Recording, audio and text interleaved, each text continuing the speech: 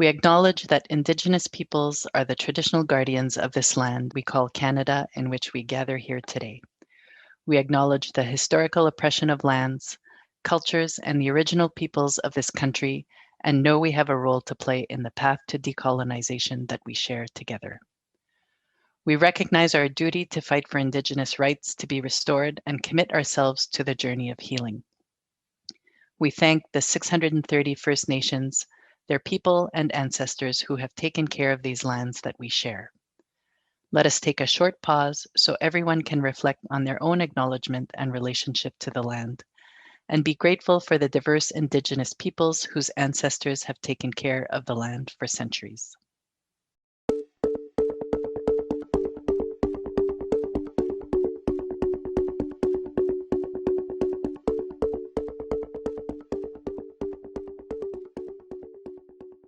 This is the RAIC podcast on architecture, and I'm this season's host, Mona Lemoine.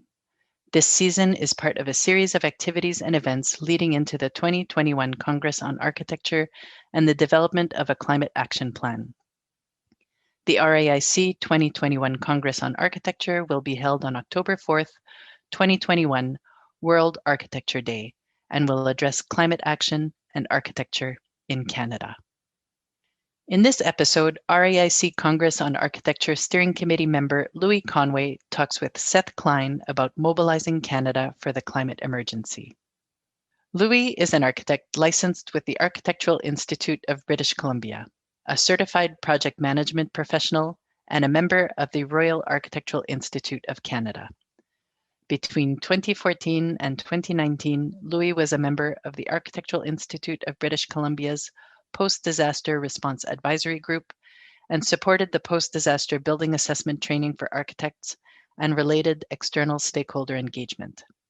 Louis is also a member of the American Society of Adaptation Professionals and a member of its Climate Migration and Managed Retreat Interest Group. My name is Louis Conway, and I have the pleasure of welcoming Seth Klein to the first episode of the RAIC podcast on architecture. Seth Klein is a public policy researcher and writer based in Vancouver, BC. Between 1996 and 2018, Seth served as the founding British Columbia director of the Canadian Centre for Policy Alternatives, a public policy research institute committed to social, economic, and environmental justice. Seth is the author of A Good War, Mobilizing Canada for the Climate Emergency, published in 2020. In his book, Seth explores how we can align our politics and economy with what science says we must do to address the climate crisis. Welcome, Seth, and thank you so much for joining us today. Hi, Louis. Nice to be with you. I'd like to start off, Seth, with one of your key takeaways, changing our mindset. If you could describe what we're moving from and what we're moving toward, what does it involve to change our mindset? Well, the opening premise of my book is that the climate crisis is just that. It's an emergency. And I start off with a premise, which is that what we have been doing so far on climate is simply not working. If you look at Canada's greenhouse gas emissions going back the last 20 years, what you basically see is a flat line. We have plateaued at an historic high. But we have not, to put this in the parlance that we've all come to know in the pandemic, we have failed to bend the curve, unlike many other jurisdictions that have. So we're not doing what we have to do. And so what I'm arguing is that we need a new approach. We should approach this emergency like we have approached other emergencies, with a wartime footing, if you will. And so the book is structured around lessons from the Second World War. And part of that is an emergency mindset.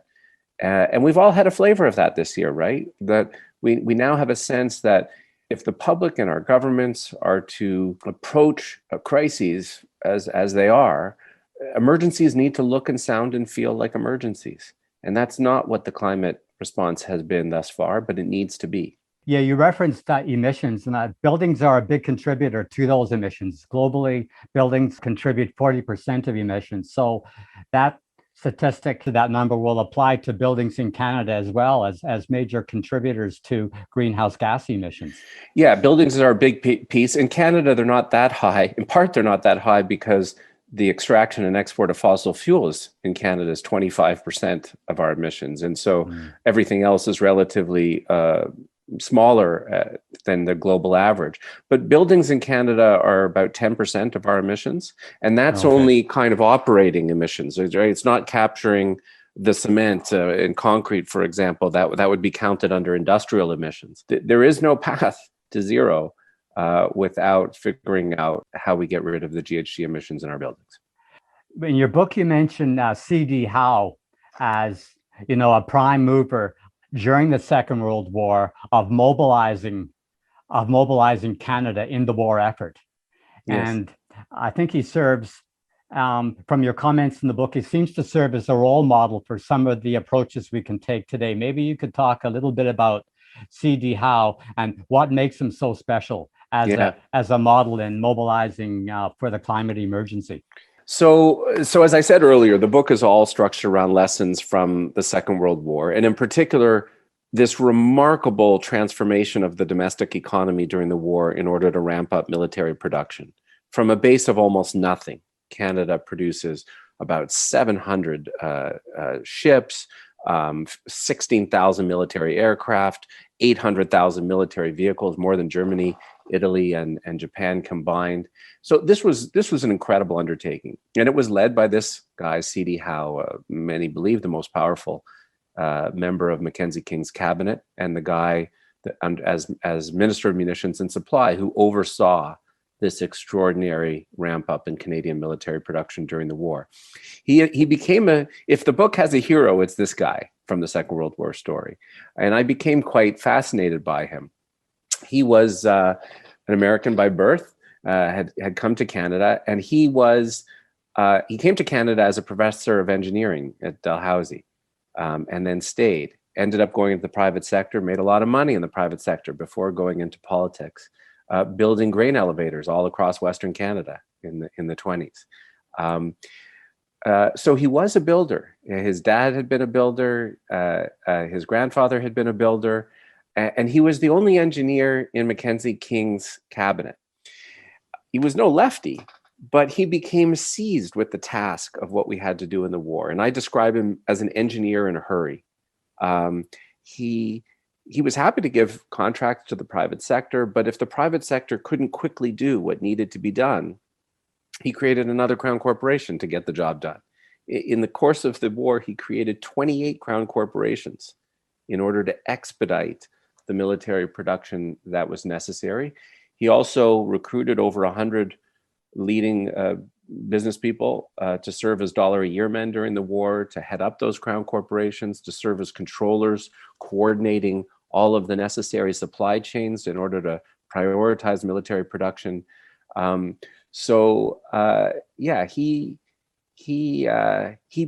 is a central figure in that economic transformation that occurred in the war. Yeah, I think he can serve as a leadership model for some of the things architects can do as well. I think you referred to him at one point as a minister of everything. Mm-hmm. Well, that's what he was known as at the time. That wasn't just me calling him that. Okay. An indication of how powerful he was, is that's what he was known as. Yeah. As minister of everything, then he would be crossing boundaries in terms of different departments within government.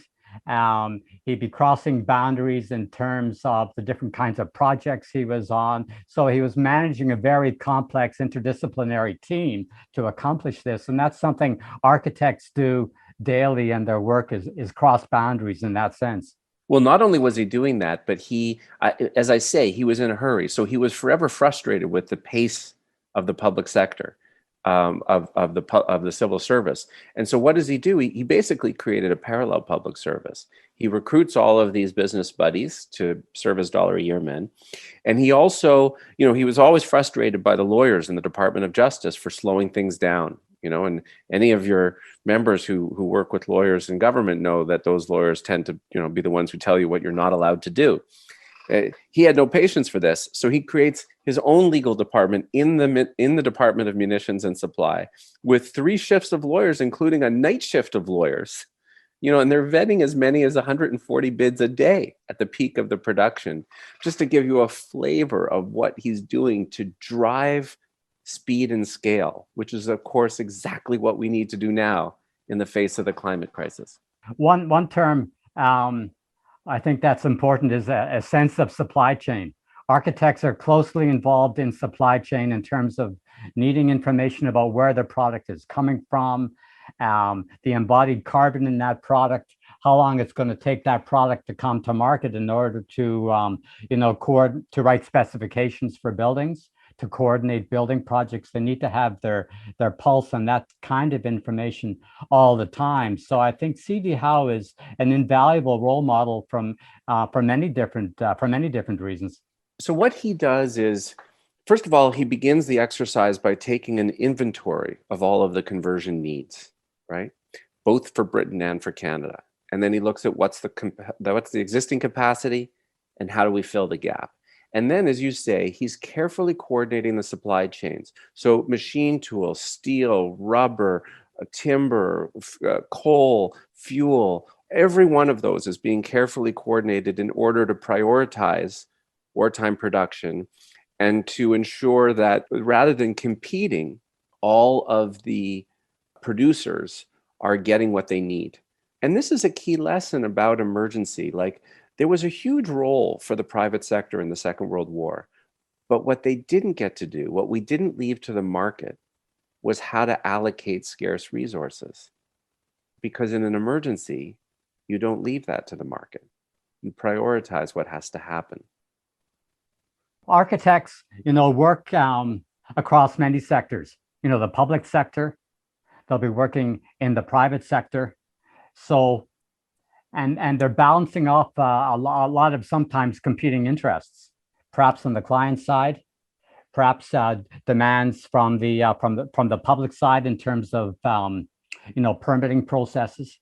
So it sounds like C.D. Howe was kind of playing a similar role in Absolutely. a sense, balancing off a lot of potentially competing interests, reconciling those interests for the higher good in his efforts to mobilize quickly and not delay. And bringing in the talent that he needed. Like I mentioned before, Canada built about 700 ships during the war. We didn't have the naval architects to do that. So he imports naval architects from the US and Britain who know how to build these victory ships and so on. But then they have to quickly set up a system to recruit and train local talent to get the job done. Yeah, I think that's a key to the effectiveness of the mobilization under C.D. Howe was capacity development. And I think there's a direct parallel between capacity development under C.D. Howe then and our need now for capacity development at, say, the post-secondary level within our professional organizations like the RAIC and within our provincial architectural associations. Well, when you think about the development of the skills of the workforce that was necessary, there too, a huge role during the war of the post-secondary sector to train up that capacity, and the secondary sector. So again, just to give a flavor of emergency in the war, every tech high school in the country during the war was basically running 3 shifts, including an overnight shift, to train up the people that were needed to get this job done. Anyway, the point of all of this, I hope for your listeners, is to give people a flavor of the contrast of what we experienced during the war. That was treating an emergency like an emergency. Similarly, in COVID, we've actually had a taste of what it looks like to treat an emergency like an emergency. And all of this makes for an incredibly stark contrast with the lackadaisical approach we have taken on climate. Well, the same could be said, I guess, in some ways about our response globally to the pandemic. Some countries have been models, others haven't. But what lessons can we draw from the pandemic experience to bring to our need to mobilize for the climate emergency? Can we draw parallels? Are they 2 distinct realms or do they intersect? Oh, there's parallels there too. I wrote my whole book before the pandemic, and then quickly wrote an epilogue about the pandemic because there are many overlaps there. And maybe let me answer your question this way, because I've now had a lot of time to ponder the war experience, the pandemic experience, and thinking about what's needed on climate. And my takeaway is I have these 4 markers of when you know that a government is in emergency mode. And here's what they are. First of all, it spends what it takes to win. Number 2, it creates new economic institutions to get the job done. Number 3, it moves from voluntary and incentive-based policies to mandatory measures, meaning using the regulatory power of government to drive change. And number 4, it tells the truth. It tells the truth about the severity of the crisis and what we have to do. Now, Canada did all of those 4 things in spades during the war, as I've started to give you a flavor. But additionally, I would say, we can quibble about the timing and the degree, but I would say the federal government hits all of those markers with respect to the pandemic, right? We're spending an extraordinary amount. The Bank of Canada has been buying up federal government securities this year to the tune of $5 billion a week in order to finance the emergency response. Are they creating new economic institutions? Yes, look at the speed at which they created the CERB and the wage subsidy. I mean, I wouldn't have thought they had it in them, but they did. Are they moving to mandatory measures? Well, yes. I mean, we argue about whether or not it's been sufficient and the timing. Interestingly, I would say the public has been ahead of our politics, calling for mandatory measures. But they communicate it and tell the truth. They have certainly communicated emergency, right? All of us watched our prime minister every morning for those first months, communicating that this was different, that our lives were going to change, right? But with respect to the climate crisis, neither our federal government nor any provincial government in the land hits any of those 4 markers. They're not just missing some of them, Louis. They haven't hit a single one. If we were to hit some of your markers with respect to the climate emergency, what would be a good starting point? Which marker would you like to start with? Would it overlap in some way with the work that architects are doing? Oh, it absolutely overlaps with architects. Well, let me answer your question writ large, and then let's talk about architects. So when I apply those 4 markers to the country as a whole, we need to spend what it takes to win. Trudeau is currently spending about $5 billion a year on the climate emergency. That's off by about a 10-fold order of magnitude. We should be spending at least $50 billion a year. Are we creating new economic institutions the way C.D. Howe did? No, we are not. Trudeau has created 2 new crown corporations since coming to office. The Canada Infrastructure Bank, which is basically a vehicle for privatizing infrastructure. And the other, I hate to tell you, is the Trans Mountain Pipeline Corporation. It's the one that makes us all the proud owners of a 60-year-old pipeline from Alberta to my province in BC. We're not creating new economic institutions, and we need to. So what I say in the book is, I look at all these crowns that Howe created, and Howe was no lefty, right? But he did it when he had to. And then you apply the same logic onto the present. And, I have a 3-page list of what those contemporary crown enterprises could be to drive change. And you tell the truth. Are our governments telling the truth, in particular, that we actually have to wind down the oil and gas sector over the next 20 to 30 years? No, they're not. They're sending confusing and contradictory messages, right? They should, among other things, we should be banning the advertising of fossil fuel vehicles in gas stations, right? Like we did with tobacco. It's confusing. So that's writ large what those 4 markers could and should look like.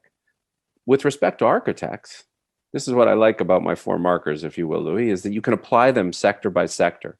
Mm-hmm. So we need to be spending a huge amount more than we are on the retrofit of buildings to spend what it takes to win. Secondly, are we creating new economic institutions?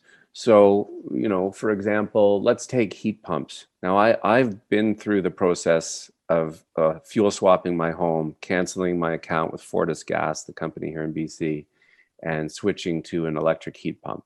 It was expensive, it was complicated, and I came out of the exercise thinking, my goodness, if we're counting on people voluntarily doing this, for the climate emergency, we're fried. So we should have a crown corporation that's mass producing HFC-free heat pumps, get the profit margin out, get the economies of scale, an army of installers who come to your home and make it really easy and simple for you. So that's just one of a kind of crown entity or public entity, public energy utilities, right? These are all kind of new public entities that would drive change for buildings. Moving from voluntary to mandatory. Let's talk about that with respect to buildings. So the key thing, the key regulatory change we need across the land is a decision that says no new buildings should be able to tie into gas lines or use fossil fuels for space and water heating as of next year. That would communicate emergency. The city of Vancouver, where you and I reside, has done that. But no provincial or federal government has done anything close to that. Mm-hmm. And so that's what it would look like there. That would drive a huge amount of GHG emission reductions. And we need to tell the truth. So that means until such time as our government brings in these regulations, for all of you architect folks, that means talking honestly about the climate emergency with your clients. So there's a role there then for architects as advocates. Yes. But training and development is needed in order to support some of the measures you've been talking about. Absolutely. And I think, for instance, building code would be an area, but that would also have to be transformed in order to support the measures you're talking about as well. So climate emergency plans would need to be backed up by building code regulation. Yeah. So ultimately, to hit the speed and scale that we need to hit, it has to be state-led. So the building codes themselves have to change, and this can't be voluntary. It has to be mandatory that no new buildings can do this. Until such time as that happens, that's where your members have an advocacy role to play. And that advocacy role is dual, right? One is it's an advocacy role by the RAIC to government saying, we want the emergency agenda for our sector, and this is what it looks like, change the building code. But it's also about advocacy to your clients, and maybe it means your own individual member firms taking a bold stand until such time as the regulations change, where you say, we're not going to take on projects that continue to tie into gas lines because the hour is too late for that. There is a global movement now. It's called Architects Declare. This organization has basically declared a climate emergency. And I think the big challenge for architecture as a profession is to transform, is to make the transformation from education, learning, and capacity development to action. And I think part of the point of the Congress on Architecture 2021 will be, input from members on what forms that action needs to take. And here's the exciting news, I think, for your members. The transformation before us is going to involve a huge amount of building, whether in the form of retrofits or new buildings or in high-speed rail or in neighborhood design and landscape architecture. And this is a grand time to be an architect, passionate about the climate emergency. And as we emerge from the pandemic, there's going to be a huge role. I mean, this is the key. We talked earlier about the similarities with the pandemic, but here's an important difference, okay? People talk about COVID fatigue, and that's really real. And some people have responded to my thesis by saying, oh, look how we've all tired of emergency in 1 year. And now here I am saying we got to spend the next few years in emergency mode. But here's the distinction. The things we have been called upon to do in the pandemic are anathema to all of our social instincts, to stay home, to isolate. That's hard. The good news for the climate emergency is the things that we're called upon to do now are precisely the opposite, to go out and do something grand together. And an awful lot of that is building. Well, building is a collective activity. Yeah. It's not accomplished by any one person, and architects have a huge amount of experience in managing a collective response. So I think they have a lot of skills to draw upon in bringing to mobilizing for the climate emergency. Yeah, exactly. I wanted to bring up one additional point. In addition to one particular area where I think architects can respond is in the health and wellness area. So one specific response is bringing carbon down, but as we see the effects of climate change in terms of flood, wildfire, drought, air quality, there are a lot of impacts coming at us from climate change. So architects can contribute in terms of health and wellness, in addition to the zero carbon agenda, and that they're definitely overlapping.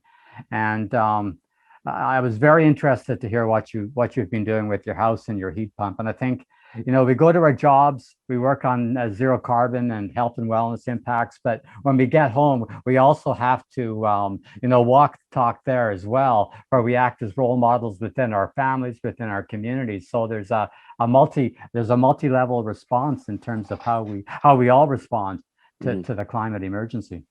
Well, there's definitely a connection with health. It is true, as you say, as a parent, I'm happy to have these gas pipes out of my house. I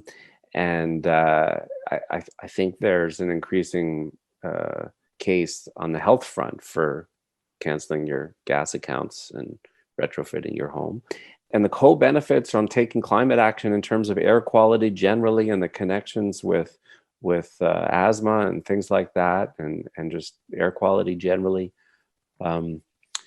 That is a key difference between the sacrifice story of the war and this climate mobilization.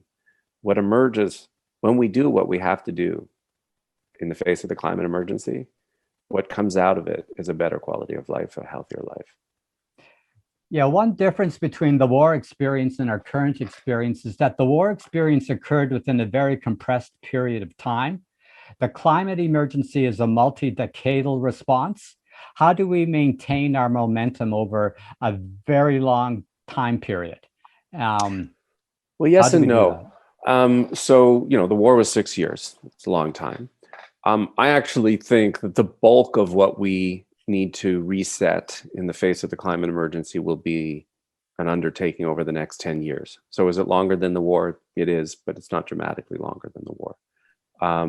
And then we have this period of kind of winding down the rest of it over the next 2 to 3 decades. So it is a longer period, but it's also not nearly as challenging or demanding. Remember, in the war, we had to remake the economy twice. Once to ramp up military production, and then again to reconvert to peacetime. Now we only have to do it once. And, in the war,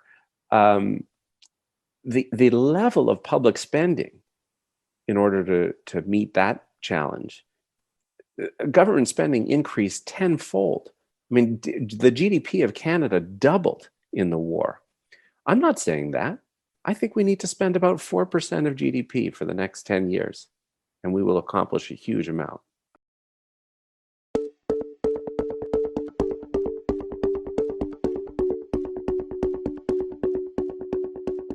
Thank you for joining us. That was an RAIC podcast on architecture episode featuring Seth Klein and RAIC Congress on Architecture Steering Committee member Louis Conway. In this episode, Seth Klein states that buildings are accountable for 10% of greenhouse gas emissions in Canada. Canada's fourth biennial report on climate change, published in 2019, reports that in 2017, buildings were accountable for 12% of greenhouse gas emissions in Canada. The Canada Green Building Council report on making the case for building to net zero carbon, published in 2019, states that in Canada, buildings are responsible for 17% of greenhouse gas emissions from residential, commercial, and institutional buildings. This report cites the Pan-Canadian Framework on Clean Growth, published in 2016. Seth also reports that buildings are accountable for a global average of 40% of emissions. The 2019 Global Status Report for Buildings and Construction, prepared by the International Energy Agency and coordinated by the United Nations Environment Programme, states, building, construction, and operations accounted for the largest share of both global financial energy use of 36% and energy-related carbon dioxide emissions of 39% in 2018. The difference in numbers can be attributed to the fact that Canadian reports tend to look more narrowly at operational emissions. When viewed from a full life cycle analysis perspective to include embodied emissions and materials, the greenhouse gas intensity of the built environment goes up significantly. The second episode of the RAIC podcast on architecture will launch on May 20th. It will feature RAIC Congress on Architecture Steering Committee member Bianca Dolman in conversation with Pratt Institute School of Architecture Dean Dr. Harriet Harris. You can access the RAIC podcast on architecture on the go through your favorite podcast app. For more information on the RAIC Congress on Architecture and for future episodes, visit www.raic.org/Congress 2021.